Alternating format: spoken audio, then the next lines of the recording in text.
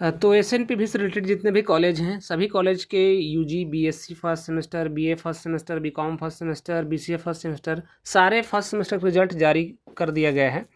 अब इस रिजल्ट में जो है जो मार्कशीट है, ऑनलाइन जो मार्कशीट है उसमें बच्चों को नंबर देखने में, ठीक है, उसको थोड़ा आइडेंटिफाई करने में कुछ प्रॉब्लम्स हो रही हैं।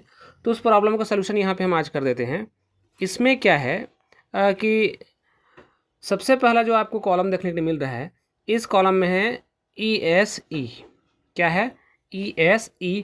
तो इसमें वे नंबर इंक्लूड हैं जो आपने सेमेस्टर परीक्षा में दिए थे पेपर, उनके पाए गए नंबर है। जैसे इंग्लिश मिला है उसको 19, मैथमेटिक्स मिला है 33, फिजिक्स मिला है 55, केमिस्ट्री मिला है 50, कंप्यूटर फंडामेंटल MS ऑफिस मिला है 40 और geographical knowledge in ancient India मिला है 24।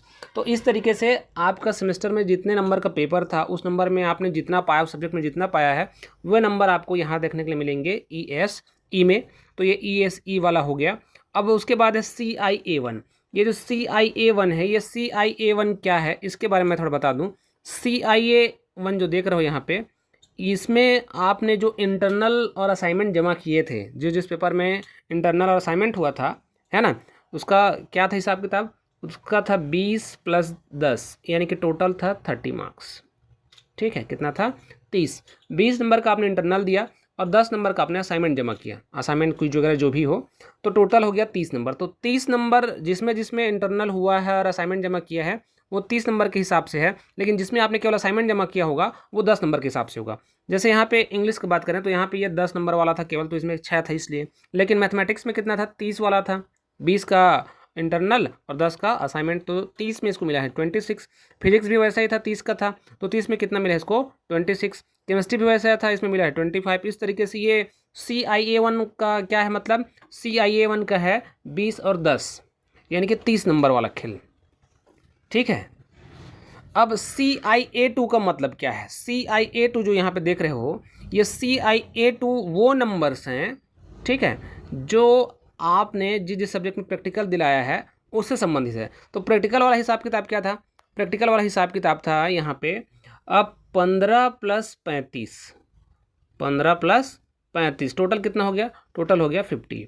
तो जिस सब्जेक्ट में प्रैक्टिकल मार्क्स था उस प्रैक्टिकल का जो थ्योरी एग्जाम हुआ है वो 35 का हुआ है और प्रैक्टिकल का जो इंटरनल एग्जाम हुआ है वो 15 का हुआ है। तो 15 में आपको जितना नंबर मिला है प्रैक्टिकल का, वो नंबर आपको देखने के लिए मिलेगा किसमें? CIA2 में। समझ गए? तो फिजिक्स में प्रैक्टिकल था तो इसलिए यहाँ 13 मिला आपको। ठीक है। और केमिस्ट्री में आपको कितना मिला है? 13 मिला है।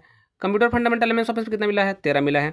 तो जिस जिस सब्जेक्ट में प्रैक्टिकल है उसी का नंबर यहाँ पे देखने को मिलेगा। जैसे इंग्लिश में कोई प्रैक्टिकल नहीं था तो यहाँ पे ब्लैंक है। Geographical knowledge in ancient India, यहाँ पर भी कोई नहीं था प्रैक्टिकल, तो यहाँ पर आपको खाली देखने को मिलेगा। ठीक है। अब CIA टोटल क्या है? CIA जो टोटल है वो CIA1 और CIA2 दोनों को जोड़ करके बनाया गया है। जैसे यहाँ पे देखो, यहाँ पे CIA1 में 6 है लेकिन CIA2 ब्लैंक है, तो 6 और 0 कितना हो गया? 6 हो गया। अब यहाँ पे कितना है? 26। ठीक है, कितना है? 26 मैथमेटिक्स में। और यहाँ पे फिजिक्स का बात करें तो फिजिक्स में दोनों जुड़ गया। देखो 26 और 13, 26 और 13, 26 13 कितना हो गया? 39। वैसे ही केमिस्ट्री में भी है, केमिस्ट्री में 25 और 13 कितना हो गया? 38 है ना। इस तरीके से ये कंप्यूटर फंडामेंटल MS ऑफिस में भी देखने के लिए मिल जाएगा। 26 और 13 कितना है? 39 है। तो इस तरीके से ये ESE, CIA1, CIA2 और CIA टोटल इतना का हो गया काम। अब यहाँ पे आप जो देख रहे हो PR का मतलब क्या है? PR का मतलब यहाँ पे प्रैक्टिकल है। PR का मतलब क्या है? प्रैक्टिकल। तो प्रैक्टिकल का कौन सा वाला? वो जो प्रैक्टिकल आपका 35 नंबर का जो थ्योरी हुआ था, 15 नंबर वाला हिसाब किताब तो किस में था? CIA2 में था। इसका जो 15 था ना, ठीक है, वो CIA2 में हो चुका उसका हिसाब किताब। लेकिन 35 बचा था थ्योरी का, वो जो 35 बचा थ्योरी का वो आपको मिल जाएगा यहाँ PR में देखने के लिए। यानी कि PR का फुल फॉर्म क्या है? PR का फुल फॉर्म है प्रैक्टिकल। तो प्रैक्टिकल में जैसे मान लो फिजिक्स में इसको मिला है 35 में 32, यहाँ मिला है केमिस्ट्री में 29, यहाँ मिला है कंप्यूटर फंडामेंटल MS ऑफिस में 30। इस तरीके से ये आपका PR में जो PR जो कॉलम है वो प्रैक्टिकल के थ्योरी का मार्क्स है। अब उसके बाद सब्जेक्ट टोटल देखने के लिए मिलेगा। तो सब्जेक्ट जो टोटल है, ये सब्जेक्ट टोटल किसका है? ये जो सब्जेक्ट टोटल है वो आपका एंड सेमेस्टर एग्जाम में जो पाया गया नंबर है, ठीक है। और जो CIA टोटल है उन दोनों का हिसाब किताब है। तो ईएससी और सीआईए टोटल इन दोनों को जोड़ दिया जाए तो सब्जेक्ट टोटल बनेगा। तो ईएससी में जैसे मिला है 19 और यहाँ मिला है कितना 6, तो 19 से कितना हो गया जी 25। जैसे यहाँ मिला है मैथमेटिक्स में उसको 33 और सीआईए टोटल कितना है 26, तो 33 से 26 कितना हो गया 59। यहाँ फिजिक्स में कितना मिला है 55 और सीआईए टोटल कितना है 39, तो 55 और 39 कितना हो गया 126। ठीक है, इस तरीके से ये मिल जाएगा। ठीक, यहाँ पे प्रैक्टिकल का भी मार्क्स जुड़ा है ना, ये ध्यान देना यहाँ पे, क्योंकि यहाँ प्रैक्टिकल भी है। यहाँ क्या है फिजिक्स में प्रैक्टिकल है, तो तीनों को जुड़ के बनाया गया है। तीनों का मतलब ईएसई एक मिनट ईएसई CIA1 और PR।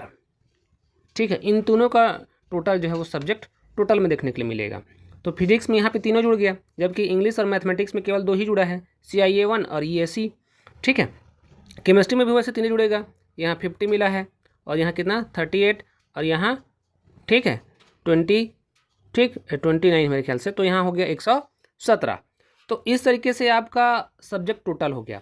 सब्जेक्ट टोटल के बाद जो है आपका है ग्रेड। ठीक है, ये जो GR देख रहे हो ये क्या है ग्रेड। तो ग्रेड का अपना एक अलग हिसाब किताब है।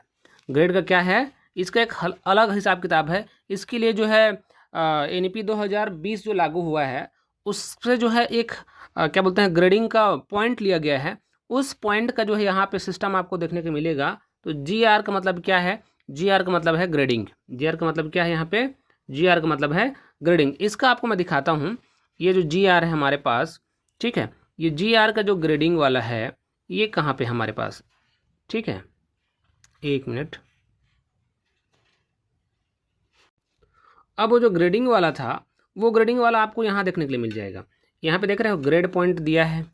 ठीक है, ये NEP 2020 का जो लागू किया गया है उसका ग्रेडिंग पॉइंट है। तो जैसे आपको ग्रेड पॉइंट 10 मिला है, मतलब उस सब्जेक्ट में आपने 90% हासिल किया है, तो वहाँ पे लिखा होगा ओ का मतलब आउटस्टैंडिंग। यदि आपने किसी में जो है ग्रेड पॉइंट 9 पाया है तो उसका मतलब है A+ यानी कि एक्सलेंट, यानी कि उस सब्जेक्ट में आपने 80 से लेकर 90% पाया है। सब्जेक्ट के नंबर ना, पूरे का नहीं, केवल उसी सब्जेक्ट का 80 से 90%। A मिला है मतलब वेरी गुड है, यानी कि आपको ग्रेडिंग पॉइंट वहाँ पे 8 मिला होगा। B+ है मतलब 7 मिला होगा और इनका यहाँ पे परसेंटेज दिया गया है।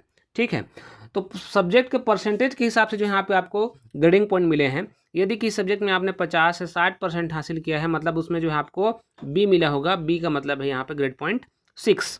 तो ये जो है क्या बोलते हैं मार्कशीट में दर्शाया गया है GR लिख करके। ठीक है, वो ग्रेडिंग है। GR का मतलब क्या है, ग्रेडिंग है। तो वो सारी चीज़ें यहाँ पे आपको देखने के लिए मिल जाएंगी।